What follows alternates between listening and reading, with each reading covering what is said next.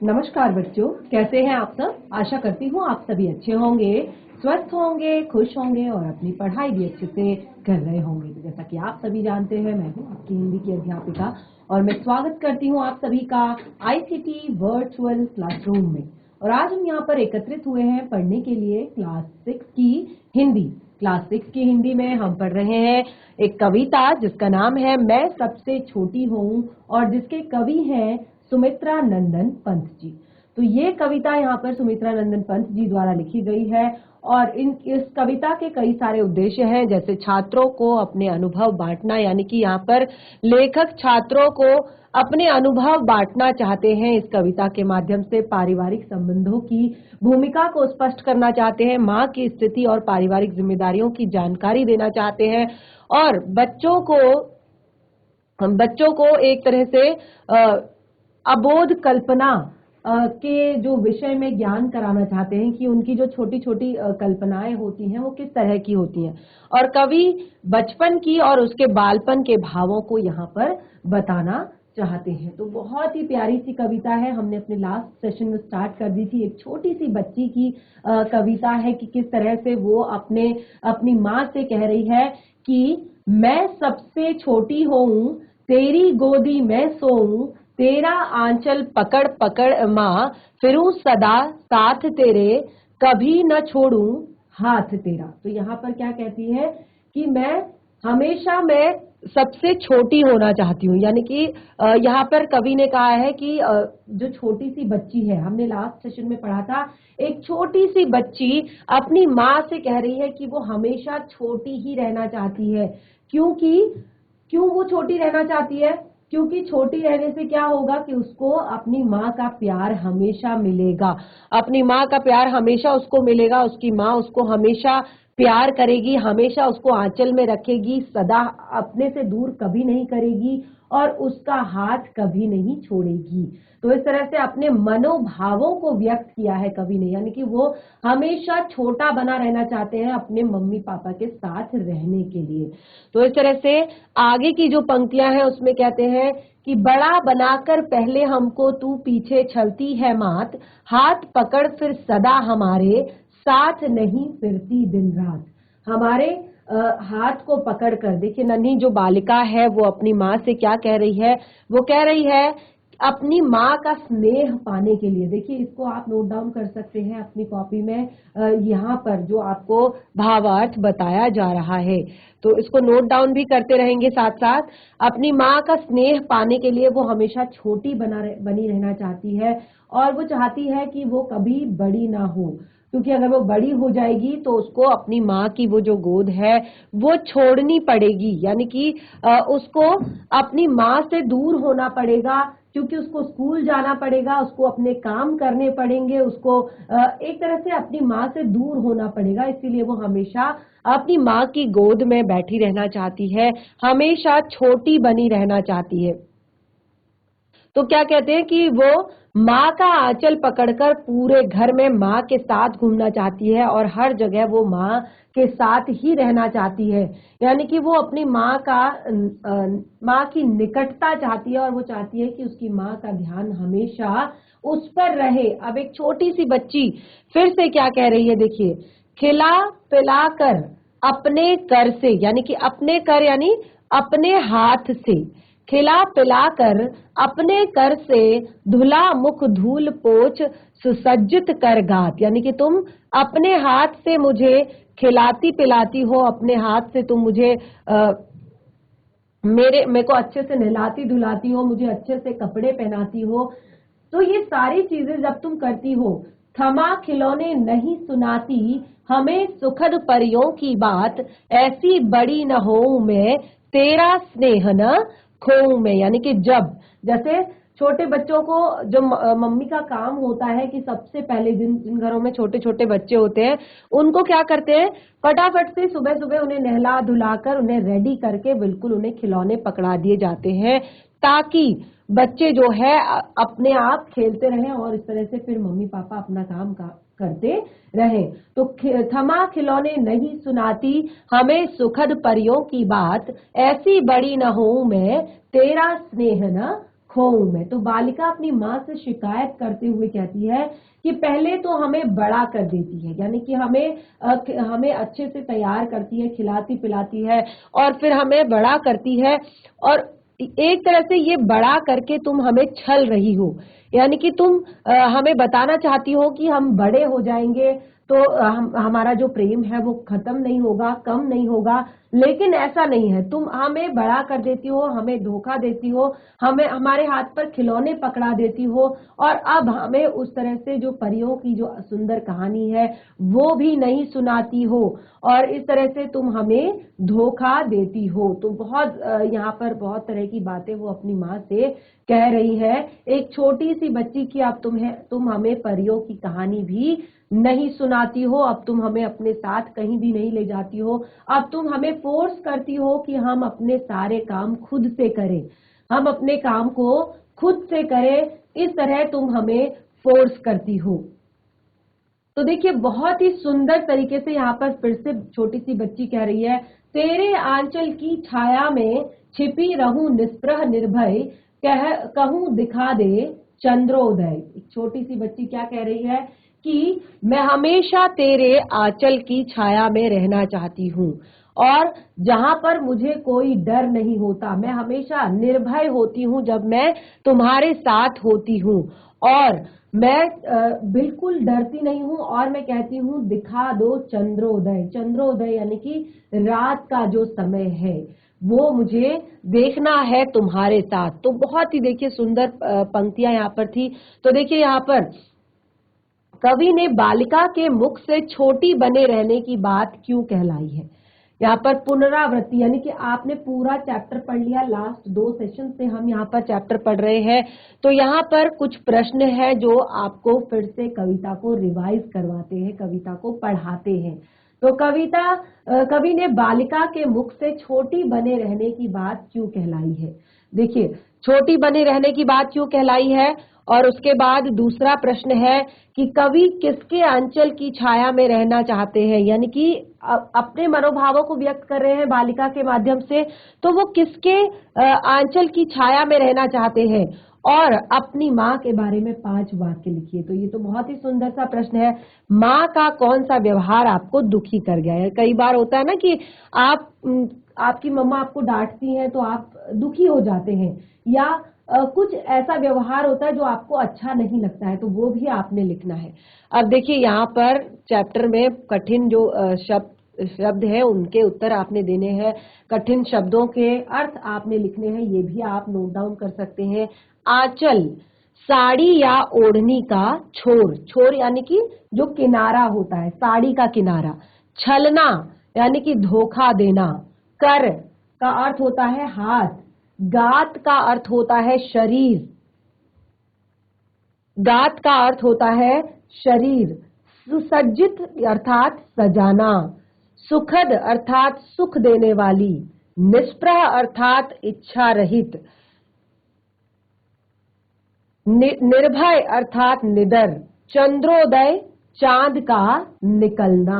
तो इनको आप नोट डाउन भी कर सकते हैं अपनी कॉपी में, क्योंकि ये प्रश्नोत्तर जो ये कठिन शब्द जो है ये आपकी ही पाठ्य पुस्तिका में दिए गए हैं। अब देखिए कुछ प्रश्न हैं जिन्हें आप सबसे पहले नोट डाउन कीजिए, ये आपके गृह कार्य के रूप में यहाँ पर दिए गए हैं। तो देखिए कौन कौन से प्रश्न हैं यहाँ पर। अपने पिता से रूठने का कारण बताते हुए लिखे कि आप कैसे माने। अगर आप अपने पिताजी से या अपनी माताजी से रूठ जाते हैं तो अब आप कारण बताएंगे कि कैसे आप माने, कैसे आप मान गए अपने पिताजी से के रूठने पर। और दूसरा है कविता में बालिका क्यों नहीं बड़ी होना चाहती है। तो देखिए ये जो प्रश्न है इसका तो पूरा का पूरा हम जवाब कविता में दे चुके हैं कि बालिका क्यों नहीं बड़ी होना चाहती है। दूसरा, माँ तुम्हारे लिए क्या क्या काम करती है, तुम्हारी माँ तुम्हारे लिए क्या क्या काम करती है। तो इस तरह से अब हमने चैप्टर को अच्छे से पढ़ लिया है, बहुत अच्छे से समझ लिया है, पाठ का भावार्थ भी समझ लिया है, पाठ के कठिन शब्दों को भी यहाँ पर कर लिया है। और अब हमारे यहाँ पर आते हैं कुछ बहुविकल्पीय प्रश्न। बहुविकल्पीय प्रश्न अर्थात कि आपको 4 ऑप्शन दिए गए हैं। अब आपको समझ में आएगा इससे कि आपको कितनी समझ में आई एक छोटी सी कविता। देखिए, बहुविकल्पीय प्रश्नों में सबसे पहले है यहाँ पर बालिका छोटी रहना चाहती है क्योंकि। क्यों रहना चाहती है बालिका छोटी? पहला ऑप्शन है आपका क्योंकि वह काम नहीं करना चाहती है। जो पहला ऑप्शन है वह है क्योंकि वह काम नहीं करना चाहती है। दूसरा ऑप्शन की अब वह पढ़ना चाहती है, वह सदा माँ की गोदी में रहना चाहती है, वह स्वयं खाना नहीं खाना चाहती। तो देखिए, काम नहीं करना चाहती है तो छोटे बच्चों से तो वैसे भी नहीं काम कराया जाता, छोटे बच्चे तो वैसे भी नहीं पढ़ते हैं, और वह स्वयं खाना नहीं खाना चाहती। तो ये भी है कि बच्चों को माँ के हाथ से खाना पसंद है, लेकिन वो सदा अपनी माँ की गोदी में रहना चाहती है, इसीलिए वो क्या है, हमेशा छोटी रहना चाहती है, वो बड़ी नहीं होना चाहती। अगला है छोटी बच्ची को बड़ा बनाकर माँ क्या कराती है। जब छोटी बच्ची है तो उसको माँ बड़ा बनाकर क्या करती है। तो कविता में क्या लिखा गया है? छोड़ देती है, छलती है, साथ नहीं देती है, पीटती है। तो इसका आपका सही उत्तर है छलती है। यानी कि माँ क्या करती है, छोटे बच्चे को छलती है, अपने साथ बड़ा बनाकर छल देती है। यानी कि बचपन में जिसे छोटा छोटा छोटा बच्चा कहकर प्यार करती है और बड़ा होने पर कहती है कि तुम अपनी जिम्मेदारियां समझो, तुम कामों को सीखो, अपनी काम करना सीखो, अपनी जिम्मेदारियों को सीखो। तो इस तरह से अब यहाँ पर कुछ रिक्त स्थान दिए गए हैं, आपने उन रिक्त स्थानों की भी पूर्ति करनी है। तो देखिए, रिक्त स्थानों की पूर्ति आपने सही विकल्पों द्वारा करनी है। सही विकल्प आपके यहाँ पर दिए गए हैं। सबसे पहले देखिए, यहाँ पर दिया गया है मैं डैश छोटी हूँ, मैं डैश छोटी हूँ। तो सबकी छोटी हूँ या सबसे छोटी हूँ? तो आपका सही ऑप्शन है सबसे छोटी हूँ। दूसरा है मैं तेरी डैश मैं सोऊं, गोदी बाहों। तो सही उत्तर है गोदी। तेरा डैश पकड़ पकड़ कर, आंचल या अंचल, आंचल या अंचल। विकल्पीय प्रश्न और साथ में जो आपके यहाँ पर रिक्त स्थान है ये करें। अब देखिए, फिरूं सदा, अगला ऑप्शन है हमारा यहाँ पर फिरूं सदा डैश तेरे साथ, माँ या मैं।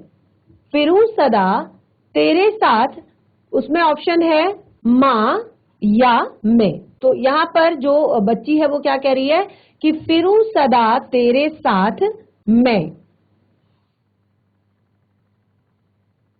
सही ऑप्शन है आपका मैं। अगला है कभी न छोड़ूं तेरा हाथ या साथ, कभी न छोड़ूं तेरा साथ। सही ऑप्शन है आपका साथ। तो देखिए, हमने यहाँ पर रिक्त स्थान जो हमारे हैं वो भी हमने कर लिए हैं, और साथ ही कुछ मल्टीपल चॉइस जो क्वेश्चन है वो भी हमने कर लिए हैं। और अब हम इसी पाठ से जुड़े हुए कुछ शब्द अर्थ जिनके आपने सही जोड़े मिलाने हैं, जैसे हमने शब्द अर्थ हमने यहाँ पर कर लिए, अब आपने इन्हीं के सही जोड़े मिलाने हैं। कर, पहला है यहाँ पर कर। कर का अर्थ होता है हाथ, अभी अभी मैंने आपको बताया था कर का अर्थ हाथ। गात, गात का अर्थ होता है शरीर, गात का अर्थ होता है शरीर। निर्भय, निर्भय का अर्थ होता है निडर, निर्भय का क्या अर्थ होता है? निडर। छलना, छलने का अर्थ होता है धोखा देना, छलना अर्थात धोखा देना। ससज्जित, ससज्जित का अर्थ होता है सजाना, ससज्जित का क्या अर्थ होता है? सजाना। तो ये हमने शब्दों के सही अर्थों के साथ उनका जोड़ा मिला दिया है। अब यहाँ पर जो हम पढ़ेंगे वो है इस पाठ का पूर्व ज्ञान जो यहाँ पर बताया गया है, और उसके बाद देखिए, तो देखिए यहाँ पर हम अभ्यास के प्रश्नों को पढ़ने जा रहे हैं, और अभ्यास के प्रश्नों में सबसे पहला प्रश्न है हमारा कविता में सबसे छोटी होने की कल्पना क्यों की गई है? देखिए यहाँ पर पाठ को हमने 2 बार पढ़ लिया है। लास्ट सेशन में हमने कविता को रीड किया था, कविता को पढ़ा था। आज हमने अपने कविता से जुड़ा हुआ भावार्थ यहाँ पर समझ लिया है और साथ ही कठिन शब्दों के अर्थ भी जान लिए हैं। पाठ में आए हुए कुछ रिक्त स्थान भी पढ़ लिए हैं। अब जो सबसे मेन पार्ट होता है हमारे चैप्टर का वो है अभ्यास के प्रश्न। तो इनको हम यहाँ पर करने जा रहे हैं। तो पहला प्रश्न है, कविता में सबसे छोटी होने की कल्पना क्यों की गई है? तो देखिए कविता में सबसे छोटी होने की कल्पना यहाँ पर जो छोटी सी बच्ची है यानी कि कविता के जो कवि है कवि ने कविता में छोटी सी बच्ची के माध्यम से यहाँ पर सबसे छोटी होने की कल्पना इसीलिए की है क्योंकि वो कभी भी अपनी माँ से दूर नहीं होना चाहती है। देखिए आप पॉइंट वाइज इसको लिख सकते हैं कि वो कभी भी अपनी माँ से दूर नहीं होना चाहती है, वो हमेशा अपनी माता के आंचल में रहना चाहती है क्योंकि उसको अपनी माता के आंचल में सुरक्षा का अनुभव होता है। और दूसरा, वो अपनी माता के प्रेम से वंचित नहीं होना चाहती है और अपनी माँ के हाथ से ही वो खाना खाना चाहती है। तो इस तरह से बहुत सारी चीजें हैं, बहुत सारी बातें हैं जिसके लिए कविता में सबसे छोटी होने की कल्पना की गई है। यानी कि बच्ची बड़े होकर एक तरह से जैसे माँ बाप बड़े होकर बच्चों को कहते हैं आप अपनी जिम्मेदारियां निभाइए, एक तरह से बच्चों को लगता है कि अब जैसे कल परसों तक मेरे मम्मी पापा मुझे बहुत प्यार करते थे, मुझे खुद से खाना खिलाते थे, मेरा बैग रेडी करते थे, मेरे लिए टिफिन रख देते थे, मुझे होमवर्क कराने में हेल्प करते थे, अब वो सारी चीजें मेरे साथ वो नहीं करते। तो वो क्यों नहीं करते? क्योंकि वो अब आपको जिम्मेदार बनाना चाहते हैं और चाहते हैं कि आप अपनी जिम्मेदारियों को समझें।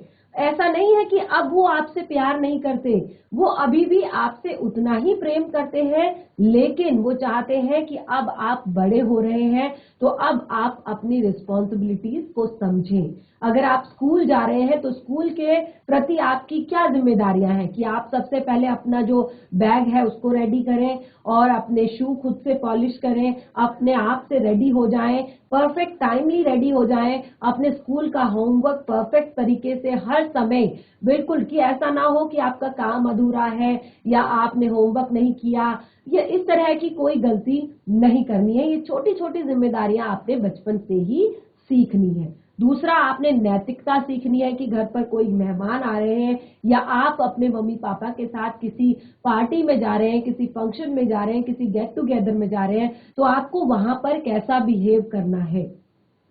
तो इन सारी चीजों के लिए ही आपके मम्मी पापा आपको रेडी करते हैं और सिखाते हैं कि कैसे आपको सामाजिक बनना है, कैसे आपको सोशल बनना है, कैसे आपको अपनी जिम्मेदारियां सीखनी है। तो इसलिए वो क्या करते हैं, आपको छोड़ देते हैं। तो यहाँ पर क्या लगता है कि यहाँ पर छोटी बच्ची ने इन्हीं सब चीजों को सोचकर सबसे छोटी होने की कल्पना की है। तो देखिए मैंने आपको यहाँ पर उत्तर पूरी तरह से एक्सप्लेन कर दिया है पहले प्रश्न का, और अब आप इसमें से सारे जो सही सही जो पंक्तियां हैं आपको लगती हैं उनको छांट कर आप लिखेंगे। दूसरा प्रश्न है, कविता में ऐसी बड़ी न हो मैं क्यों कहा गया है, क्या तुम भी हमेशा छोटे बने रहना पसंद करोगे? अब देखिए एक लाइन कही है, ऐसी बड़ी न हो मैं।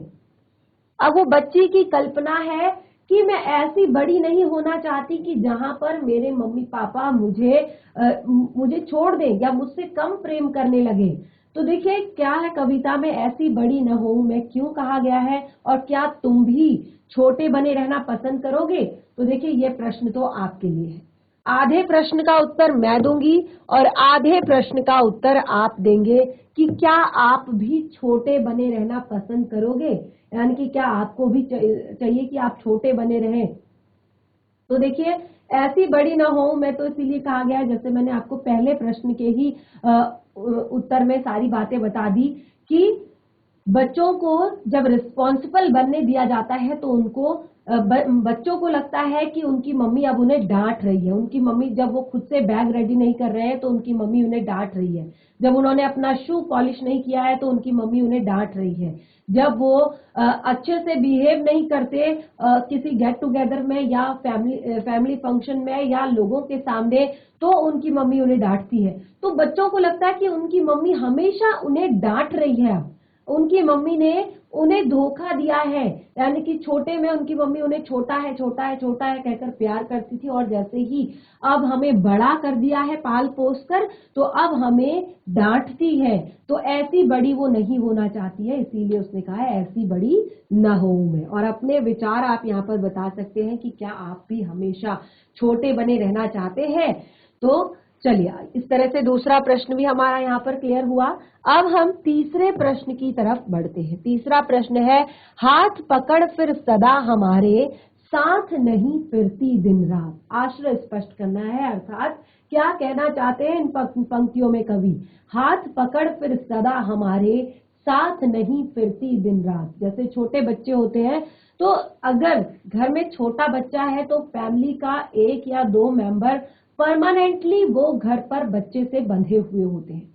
यानी कि सुबह से लेकर रात तक उसके खाने पीने से लेकर, उसको नहलाने धुलाने से लेकर, उसकी दवाइयों से लेकर, या उसके बाकी जो बहुत सारी बच्चों की चीजें होती है कि कभी उन्हें भूख लग जाती है, कभी उन्हें प्यास लग जाती है, कभी उन्हें नींद आती है, कभी वो ऐसे ही रोने लगते हैं, कभी वो अगर चलते हैं तो ऐसे दौड़ने लगते हैं, कभी वो गिर जाते हैं, कभी वो हंसते हैं, कभी वो रोते हैं। तो अलग अलग तरह से पूरा घर में, परिवार में एक या दो व्यक्तियों का जो टाइम होता है वो पूरा बच्चे के साथ रहता है, और वो जहां भी जाते हैं अपने साथ बच्चे को लेकर जाते हैं। चाहे वो पड़ोस में बैठने चले जाए, चाहे पड़ोसी के घर पर किसी काम से चले जाए, चाहे शहर चले जाए, चाहे कहीं भी जाए, वो बच्चे को हमेशा साथ लेकर जाते हैं। यानी कि वो किस घर पर अकेला नहीं छोड़ते और किसी और के भरोसे भी नहीं छोड़ते। और अब क्योंकि अब बच्चा थोड़ा सा बड़ा हो गया है, तो अब माँ बाप इस तरह से हमेशा बच्चों के साथ नहीं फिरते। देखिए, छोटे बच्चे होते हैं जो प्ले स्कूल में जाते हैं, अगर उनके पेरेंट्स फिर भी टाइम टू टाइम उन्हें स्कूल छोड़ के आते हैं, कई बार तो वहीं पर बैठे रहते हैं और उन्हीं को लेकर आते हैं छुट्टी के समय। तो अब क्योंकि वो थोड़ा सा बड़ा हो गया है और अब पेरेंट्स ने सीख लिया है कि स्कूल छोड़कर आना है और सीधे फिर लेने जाना है, यानी कि वहां पर पहरा नहीं करना है। और साथ ही अगर उसको किसी क्लास में पढ़ने भेज रहे हैं या घर पर कभी भी अकेले छोड़ देते हैं, अगर क्योंकि काम से जा रहे हैं, मार्केट जा रहे हैं, तो चलो तुम घर पर बैठ के टीवी देखो, हम अभी 10 मिनट में आते हैं, तो इस तरह से कहकर उन्हें घर पर ही छोड़ देते हैं। तो यहाँ पर जो छोटी सी बच्ची है वो कह रही है कि पहले की तरह मेरा हाथ पकड़कर अब मेरे साथ दिन रात नहीं फिरती है, यानी कि अब तुम मेरे साथ दिन रात नहीं फिरती हो। तो बहुत ही सुंदर तरीके से आप इसका उत्तर दे सकते हैं।